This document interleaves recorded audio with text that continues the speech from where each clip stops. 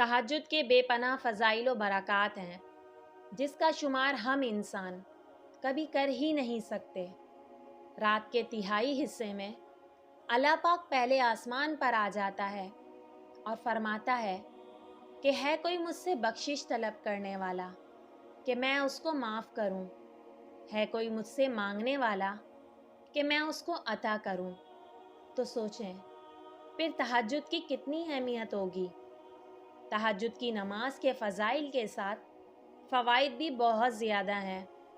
हुज़ूर सल्लल्लाहु अलैहि वसल्लम ने इरशाद फरमाया, रात में क़याम को अपने ऊपर लाजिम कर लो कि ये अगले नेक लोगों का तरीक़ा है और तुम्हारे रब की तरफ कुर्बत का ज़रिया, गुनाहों को मिटाने वाला और गुनाहों से रोकने वाला है।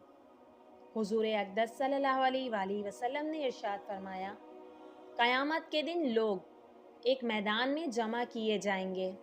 उस वक्त मुनादी पुकारेगा, कहाँ हैं वो लोग जिनकी करवटें ख्वाबगाहों से जुदा होती थीं। वो लोग खड़े होंगे और थोड़े होंगे, ये जन्नत में बग़ैर हिसाब दाखिल होंगे। फिर और लोगों के लिए हिसाब का हुक्म होगा। हज़रत अब्दुल्ला बिन उमर रज़ी अल्लाह ताला अन्हा से रिवायत है कि नबी पाक सल्लल्लाहु अलैहि वसल्लम ने फरमाया, जन्नत में एक बाला खाना है कि बाहर का अंदर से दिखाई देता है और अंदर का बाहर से।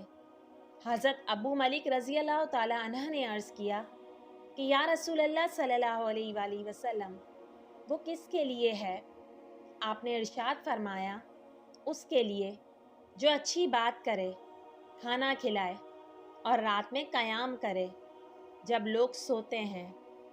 नबी पाक ने इरशाद फरमाया कि जो शख्स रात में बेदार हो और अपने घर वालों को जगाए, फिर दोनों 2 रकात पढ़ें और कसरत से याद करने वालों में लिखे जाएंगे।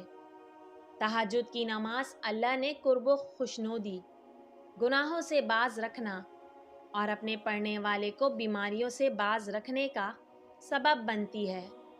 तहज्जुद पढ़ने से आने वाली ज़िंदगी में गुनाहों से बचने की तौफीक भी मिलती है। अल्लाह पाक हमें तहज्जुद पढ़ने की तौफीक अता फरमाए। आमीन।